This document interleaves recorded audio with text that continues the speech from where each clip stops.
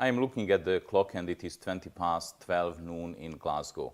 We are going to reflect on the week 2 and week 3 of the Understanding of Modern Business and Organizations course in the next 20 minutes. I apologize that I will not be able to address all the comments and questions, but I will try to do as much as I can in 20 minutes. The first question is coming from Irina Korgun, who was asking, can knowledge become outdated like information? Does knowledge that was useful in the past lose its value in the present? Where there are two very different questions, both are very sensible, but the answer is very different. So first, the knowledge can be outdated, but not the same way as information. And that feeds very nicely into the second part of the question, whether knowledge becomes valueless tomorrow if it was valuable today. It is very difficult to answer that. For example, is the Ptolemaic worldview outdated today? Yes, it is. We know better. The world is not like a plate, and the Earth is not in the center. But it still serves as basis for most of the engineering work. Unless you are designing rockets, it does not matter what is in the center and whether it is how it is shaped. And the more important thing is that we could not have the new knowledge developed if we did not have the previous knowledge before. So it is not losing its value, it is changing, and it is getting outdated, but it is still valuable. The next set of questions was coming from 3 people, Helen Atkinson, Tolas Olatimvo, and Erwin Foreman. These are relating to the notion of expertise, and it is about, is the knowledge worker the same as the expert? Can we learn from experience? Is knowledge part of the experience part of knowledge?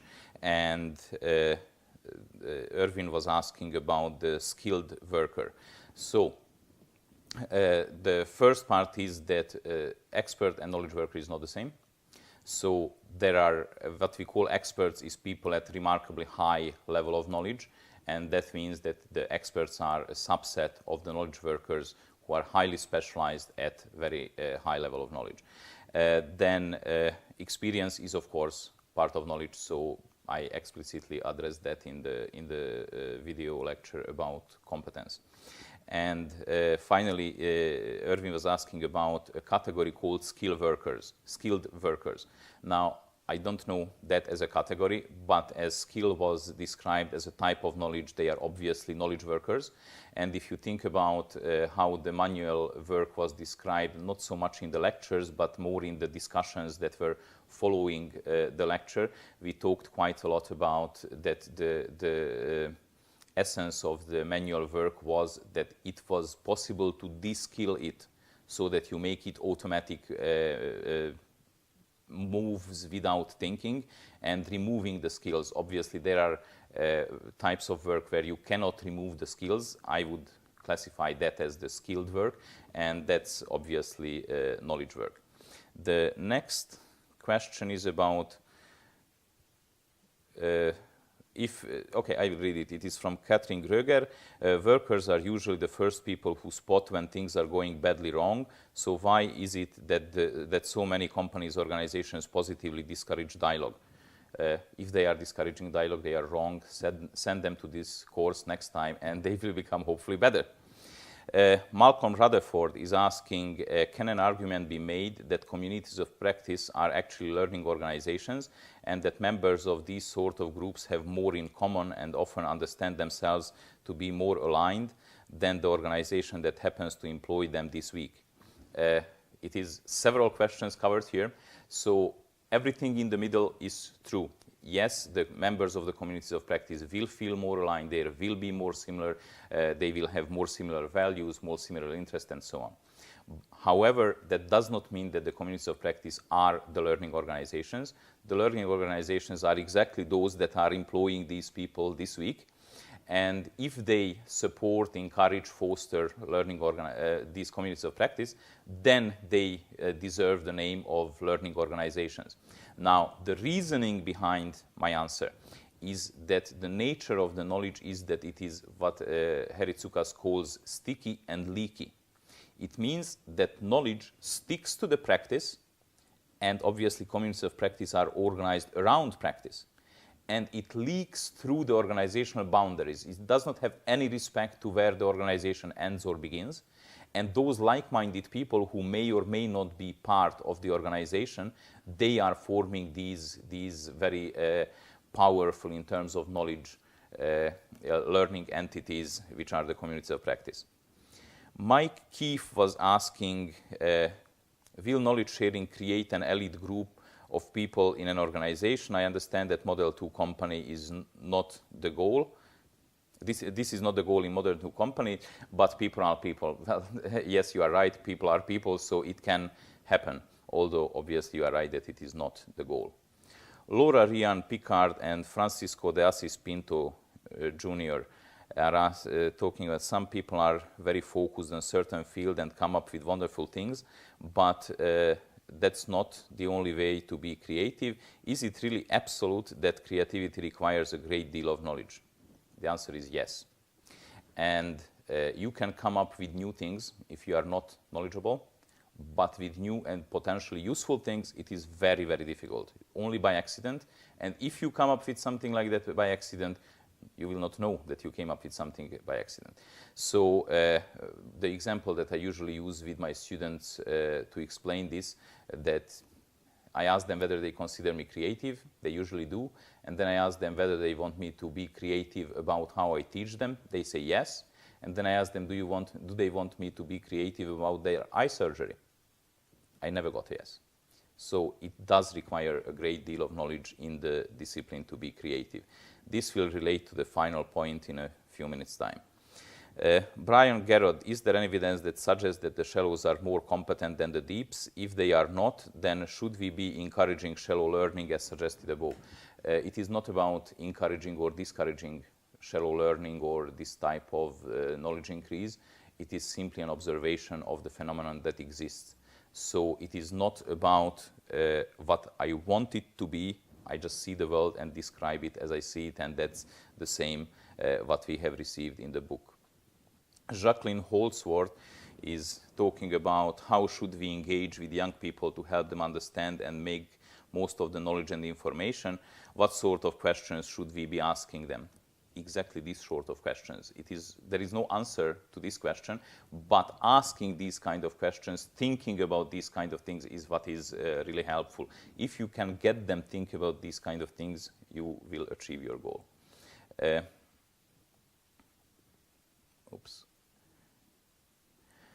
Brian Garrod, Laura Rian Picard. Why do you say that knowledge is not scarce but abundant? Can something truly be described as abundant if knowledge transfer is restricted? Companies keep secrets. Sometimes this works out well for them. Sometimes they might have benefited from collaboration. Yes, you are right about the second part. But when I say that knowledge is abundant, it means that you have a lot of knowledge that you can access. There are lots of knowledgeable people you can hire. You can get away from their current workplaces and so on. And therefore, it is abundant. Of course, yes, there are many companies who try to keep at least some tiny bit of knowledge secret, usually not for a very long time, but sometimes also for a very long time. If we think about the recipe of the Coca-Cola, it is a really well-kept secret for a very long time. But it does not contradict that it is still abundant. There are these phenomena, so these two phenomena are present both at the same time. Now, the final point that I wanted to make about the week 2 is about the notion of the Renaissance man.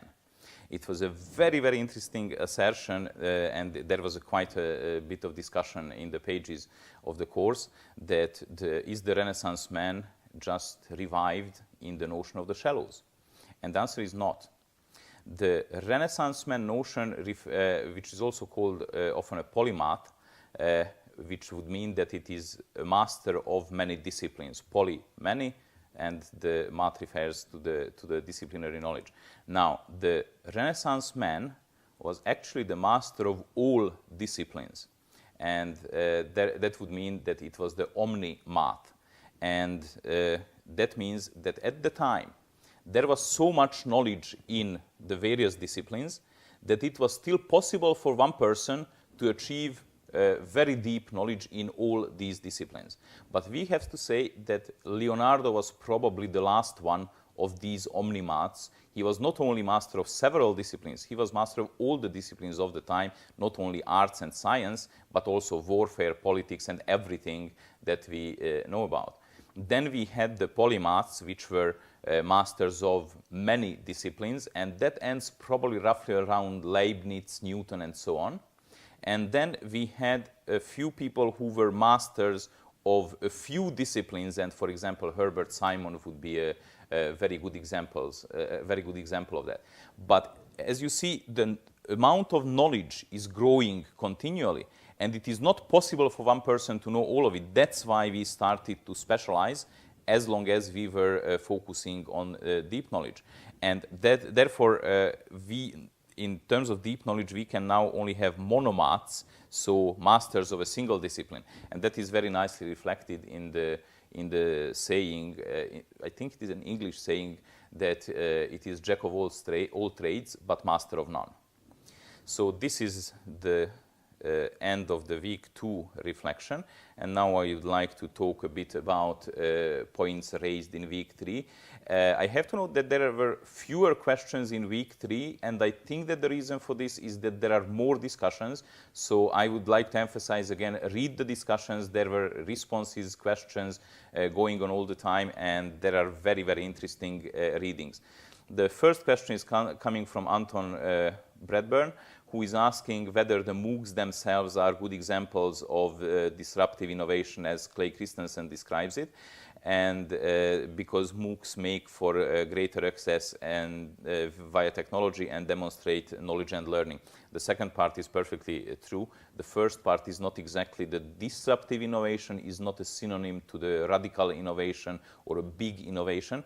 The disruptive innovation is a particularly defined term how Clay uses it, and it is about figuring out what a minimum level is needed in a certain product that people would be happy with, and then get some extreme value in one particular aspect. So therefore the Tata Nano is a very interesting example. They reduced quite a lot of those features in cars that were like superfluously good in other cars, and they added great value in one aspect, which was in this case the price. So it became very cheap.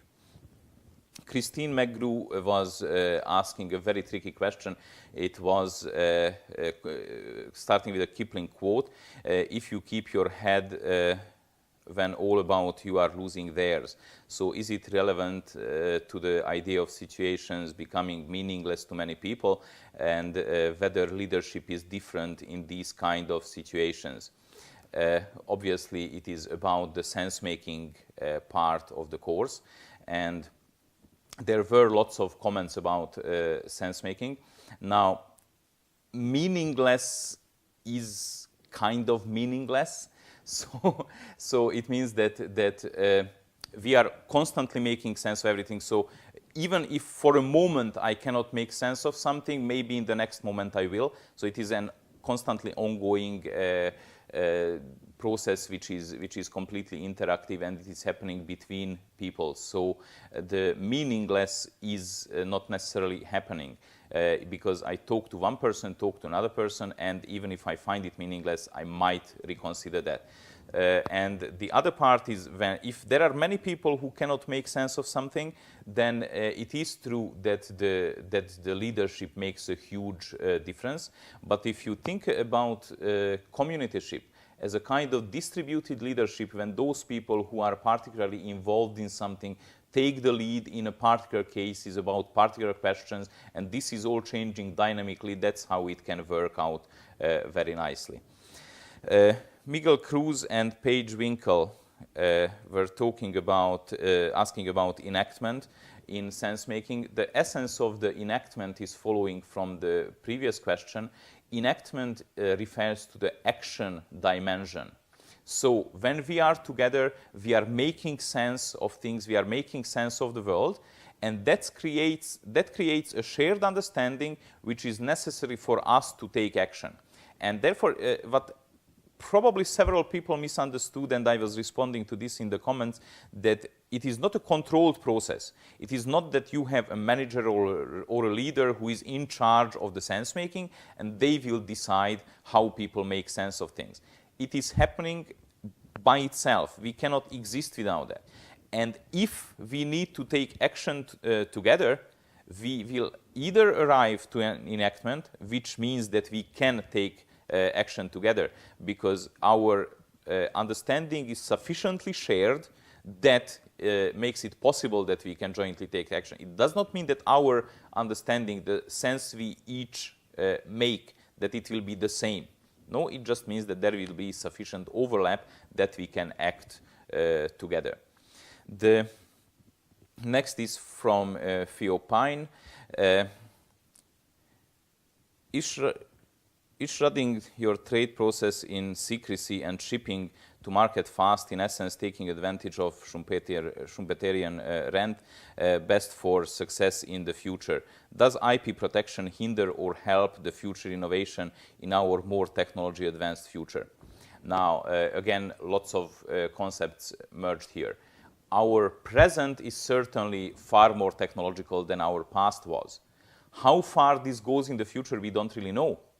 It is possible that the role or the importance of technology will decrease in the future. Probably not in the next few years, because that would mean a very, very strong restructuring of the world economy. But it is possible that later it may happen. We see some signs of it. As I don't remember who was the author who said that the US is exporting high-tech products and importing high-touch nurses.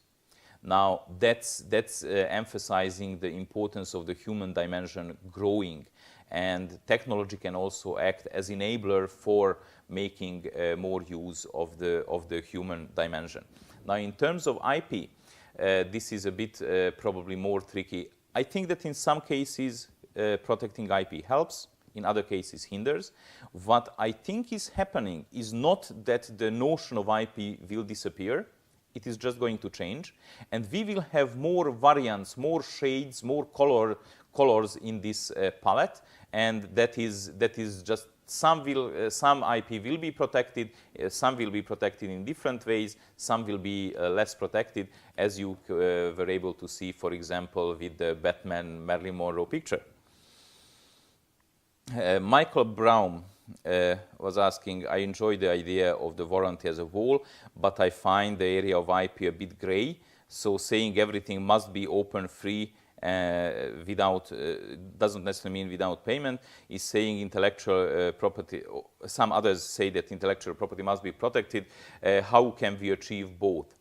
The answer is I don't know, but some will probably be protected, some will be made free, and probably there will be some where both are achieved in ways that we don't know very well at the moment. But if you look into the notion of the copyleft, so how you can protect the openness of your product if you want to make it open, that is already one thing that we could not imagine a couple of decades ago, so before someone came up with the idea of the copyleft.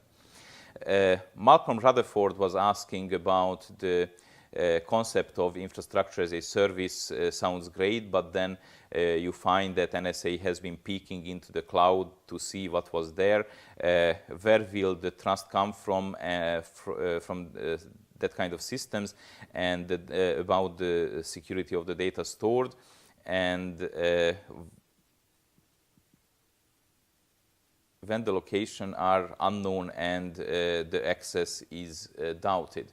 So the essence here is that we are trying to build trust, and it does not seem to be working all the time. And yes, there are, and there always were, some who tried to peek into wherever our data is stored. So we don't really have any kind of proper answer to this. And the final question is from Jagadish Wangel, who was asking one very, very fundamental question, which was about the technology divide in the future, and he's asking, is the information technology the only one we are talking about? Because obviously other technologies may also have a role in organizations. Of course, perfectly true. Yes, other technologies also have a role in organizations. We often use the information technology as it is a good example. But I would also encourage you to use for yourself the example of the car industry, especially when you compare and contrast the car industry with the software industry or computer industry. You are getting very, very valuable lessons, because we can say that the computer works well if it works as the car works. And when you are buying a new car, you are not taking a course to learn how to drive that new car and so on. And we are bombed with all sorts of manuals how to use incredibly complicated software. Now, I believe that it is wrong. And with Howard, we have even booked a domain name at one point called No Manuals Allowed, and we wanted to put on a manifesto that we should not be using software that require manuals. We never found the time to come around to do that. Thank you very much. That's all what I could squeeze in 21 minutes. Thank you very much.